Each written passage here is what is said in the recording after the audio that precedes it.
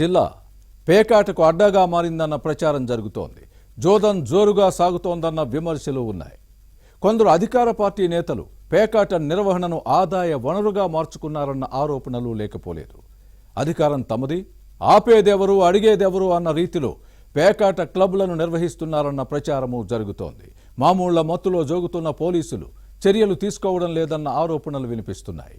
అధికార పార్టీ నేతల అండ, పోలీసుల సహకారంతోనే ఆ జిల్లాలో యథేచ్ఛగా జోదం సాగుతోందా? దీనిపై టీడీపీ అధిష్టానానికి సమాచారం ఉన్నా మిన్నకుండిపోతోందా? ఇంతకీ ఏ జిల్లాలో ఇదంతా జరుగుతోంది? కొన్ని విషయాల్లో వైసీపీ ప్రభుత్వానికి కూటమి సర్కారుకు పెద్దగా తేడా లేదన్న విమర్శలు ఉన్నాయి. అప్పట్లో యథేచ్ఛగా జూదం సాగితే ఇప్పుడు కొనసాగుతోందన్న ఆరోపణలు లేకపోలేదు. పల్నాడు జిల్లాలో పేకాట బెడద కాస్త ఎక్కువగానే ఉందన్న ప్రచారం జరుగుతోంది. దీన్ని అరికట్టడంలో రెండు ప్రభుత్వాలు విఫలమయ్యాయని వినిపిస్తోంది. కొద్దిగా ఎక్కువో తక్కువో దొందేనన్న వ్యాఖ్యలు వినిపిస్తున్నాయి. వైసీపీ ప్రభుత్వంలో పల్నాడు జిల్లా అరాచకాలు, అక్రమాలకు అడ్డాగా మారింది. అక్రమ మద్యం ఏరులై పారింది. లిక్కర్, రేషన్ రైస్ మాఫియా చెలరేగిపోయింది. గుట్కా, పేకాట క్లబ్ల గురించి చెప్పాల్సిన పనిలేదు. అక్రమ మైనింగ్, భూ కబ్జాలు, అబ్బో ఇలా చెప్పుకుంటూ పోతే ఇలాంటి అక్రమాల జాబితా కొండవీటి చాంతాడంతో ఉంటుంది. దాడులు, దౌర్జన్యాలు నిత్యకృత్యంగా సాగేవి. సామాన్య ప్రజలు వైసీపీ నేతల అక్రమాలపై నోరెత్తే పరిస్థితి ఉండేది కాదు. వైసీపీ ప్రభుత్వంలో పల్నాడు జిల్లా అక్రమాల ఖిల్లాగా మారిందనే విమర్శలు వెల్లువెత్తాయి. ఫ్యాన్ పార్టీ నేతల ఆగడాలు, అరాచకాలకు తట్టుకోలేకపోయిన ప్రజలు ఇంటికి పంపారు. కూటమి ప్రభుత్వానికి పట్టం కట్టారు. ఇంతవరకు బాగానే ఉంది. కానీ ఎన్డీఏ వచ్చినా ఏమున్నది గర్వకారణం? కొత్త సీసాలో పాతసారా అంటూ పెదవి విరుస్తున్నారు.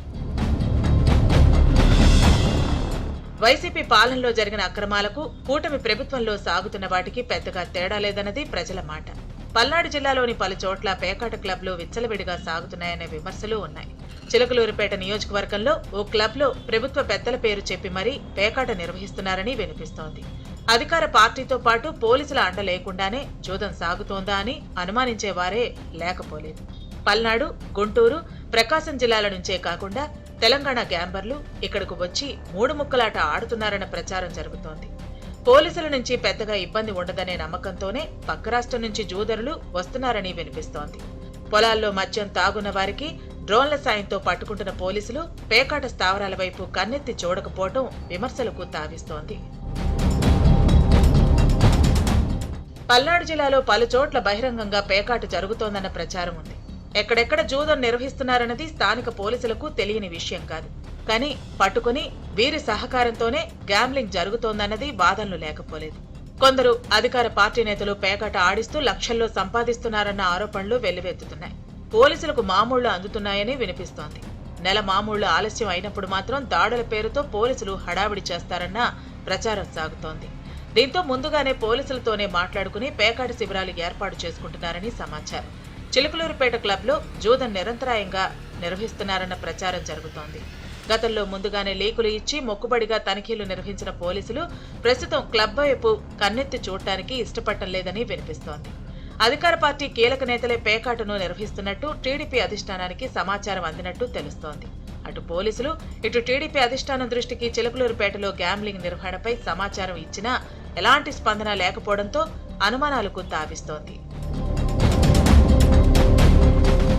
చిలకలూరిపేటలోనే కాదు, సత్తెనపల్లిలోనూ అధికార పార్టీ నేతల అండదండలతో పేకాట క్లబ్ నిర్వహిస్తున్నారన్న ప్రచారం ఉంది.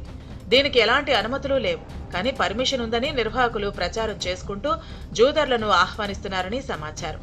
సత్తెనపల్లిలో పేకాట నిర్వహిస్తున్న క్లబ్పై 2 నెలల క్రితం పోలీసులు దాడి చేయడంతో మూసేసి స్థావరాన్ని మార్చేశారు. పట్టణం వెలుపల రహస్యంగా నిర్వహిస్తున్నారని సమాచారం. ఇలా పల్నాడు జిల్లాలోని ప్రతి నియోజకవర్గంలోనూ చిన్నవో పెద్దవో పేకాట శిబిరాలు నడుస్తున్నాయని వినిపిస్తోంది. వీటిపై స్థానిక ప్రజలు ఆగ్రహం వ్యక్తం చేస్తున్నారు. పల్నాడు జిల్లా పేకాట శిబిరాలు నిర్వహణలో వైసీపీ ప్రభుత్వానికి కూటమి సర్కారుకు పెద్ద తేడా లేదన్న చర్చ సాగుతోంది. ఇక్కడ విచ్చలవిడిగా సాగుతున్న పేకాటకు అడ్డుకట్ట వేసేందుకు టీడీపీ అధిష్టానం దృష్టి పెడుతుందా, లేకపోతే వైసీపీ తరహాలో పేకాటను ప్రోత్సహిస్తుందో చూడాలి మరి.